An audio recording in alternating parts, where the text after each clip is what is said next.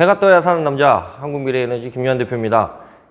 이전 영상하고 지금 옷이 똑같아요. 그래서 아마 오늘은 영상을 한 4개 정도 이렇게 해서 태양광 핫이슈에 대해서 이렇게 말씀을 드리려고 생각을 하고 있어가지고 그게 끊어지면 안 될 것 같아가지고 오늘 하루에 영상을 4개를 다 만들고, 그러니까 영상을 찍고 그 다음에 이제 그거에 대해서 이제 편집을 하고 이렇게 올릴 것 같다라는 생각이 들어가지고 아마 영상 4개가 제가 똑같은 옷을 입고 똑같이 이렇게 찍을 것 같다라는 생각은 듭니다. 그래서 이전 시간에는 제가 한국형 FIT 제도가 어떻게 변경이 될 것 같다라고 제가 말씀을 드렸고, 그거에 대한 문제점에 대해서 이제 한번 말씀을 드렸던 것 같고, 오늘은 최근 태양광 이슈 정리 중에서 두 번째, 한국전력이 신재생에너지 발전 사업에 직접 참여를 할 것 같다라고 해서 요거에 이제 법률이 이제 제정이 되는 거에 대해서 이제 말씀을 드릴 것 같은데, 이게 한국전력은 우리가 알다시피 전기를 판매하는 회사죠. 근데 판매하는 회사가 신재생에너지 발전 사업에 직접 참여를 하게 되면 어떠한 문제점이 있고 도대체 그 말이 무슨 말인지에 대해서 알지 못하시는 분들이 계실 것 같아가지고 그거에 대해서 한번 정리를 해드리도록 하겠습니다. 한국전력 신재생에너지 발전 사업 참여, 여기에 이제 직접 참여라고 보시면 될 것 같습니다. 그래서 지금 현재 관련 법안이 국회 계류 중이고, 요게 아마 곧 있으면 본회의를 통과를 해서 진행이 될 것 같다라는 생각이 듭니다. 그래서 요게 뉴스 기사인데요. 전력 공여 한국전력 더 커진다. 에너지 전환 위에 독점 사업자에 힘싣는 정부 여당. 전기사업법 고쳐서 발전사업 진출 기반 추진. 전문가들 망 중립성 훼손 지적. 이 말이 뭔지에 대해서 또 제가 또 편안하게 설명을 드려야 될 것 같아가지고 만들어 드렸는데, 이제 요분이 이제 문재인 대통령이시죠. 문재인 대통령께서 군산시 유수지에 있는 수상태양광 시설을 살펴보고 있는 사진이라고 보면 될 것 같고, 그거에 대해서 말씀을 드리도록 하겠습니다.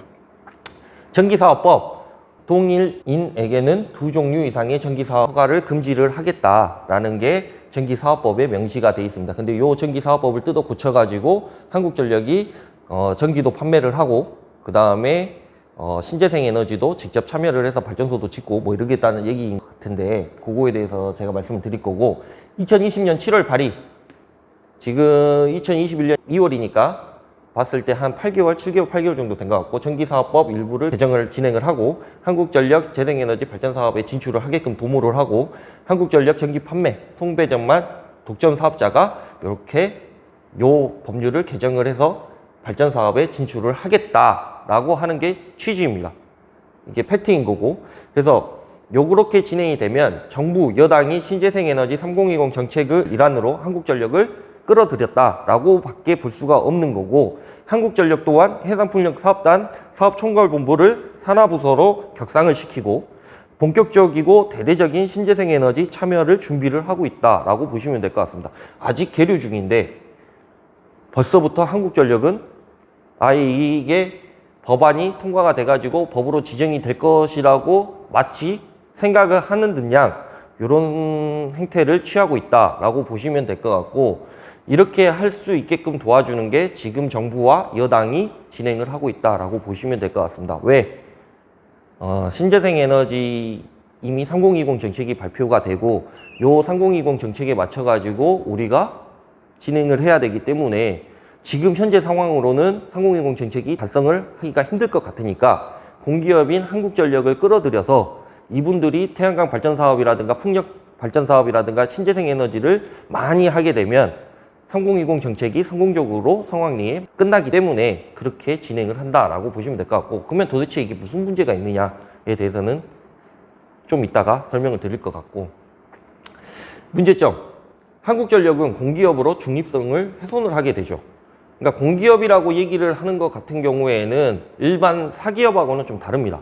전기를 판매하는 회사가 민영화가 돼가지고 뭐 전기요금이 한 달에 뭐 1,700만 원인가 나오고 뭐 이랬던 기사들도 찾아보시면 나옵니다. 그래서 우리나라 같은 경우에는 민영화를 시키지 않고 한국전력이 그래도 공기업이다 보니까 뭐 전기요금이 좀 저렴한 편이다 라고 이렇게 댓글 같은 것들도 많이 달리고 뭐 이런 것들을 보기는 했는데, 여하튼 공기업이 중립성을 훼손을 하게 되고 REC 가격 인하로 인한 일반 발전 사업주 들이 위기가 초래가 된다라고 보시면 될 것 같습니다. 이 얘기가 어떤 거냐면 지금은 시장 논리에 의해 가지고 태양광 발전소도 짓고 그다음에 일반 소기업, 중기업 이런 분들이 위주가 돼 가지고 어디 부지를 개발을 하고 진행을 하면서 다른 사업주들을 이렇게 알선을 해서 태양광 시장들이 이렇게 발전을 했는데 갑자기 한국전력이 나타나게 되면 이 한국전력 자체가 뭐 개발을 하고 뭐 자기네들이 자회사로 운영을 하면서 이렇게 진행을 하게 되면 당연히 대규모 애들이 쏟아져 나오니까 현물 시장이라든가 장기 계약 뭐 이 시장 자체가 조금은 가격이 하락할 가능성이 있다라고 제가 말씀을 드리는 거고,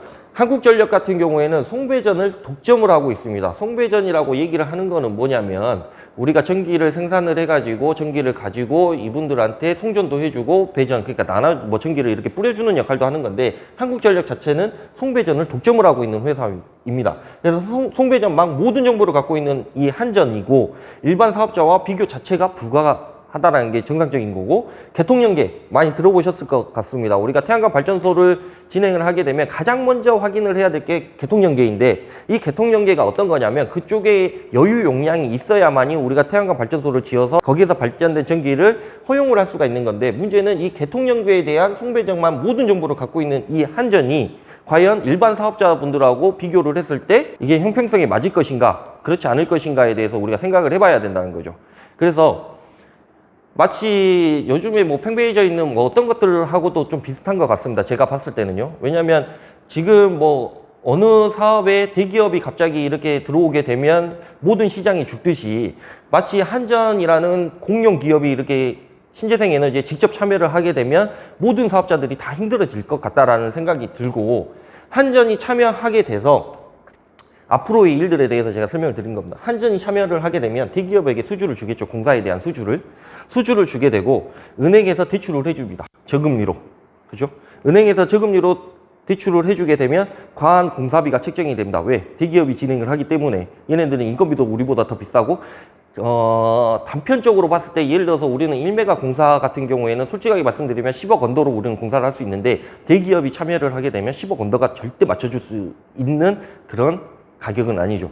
그래서 제가 봤을 때는 한 12억, 15억까지도 올라갈 수 있고 그거보다 더 올라갈 수도 있을 것 같은데, 여하튼 과한 공사비를 책정을 하게 되고 분산 전원이 안 되는 거고 대규모 공사가 시작이 되겠죠. 당연히 대규모 어느 지역에 뭐 10메가, 20메가, 30메가, 40메가, 100메가, 200메가, 300메가 이런 식으로 대규모 공사가 시작이 될 겁니다. 그러면 아마도 제가 봤을 때는 한 1년, 2년 정도 있으면 우리가 뉴스에서 접할 수 있는 뉴스는 세계 최대 규모 발전소를 건설을 했다. 우리가 신재생 에너지로. 그래서 한국전력이 그렇게 진행을 했다라는 기사를 분명히 볼 수가 있을 것입니다. 그래서 세계 최대 규모 뭐 발전소 건설 그러면서 뭐 자화자찬을 하고 뭐 이런 기사를 볼 수 있을 것 같은데, 그 이후에 한 3년 지나면 3년?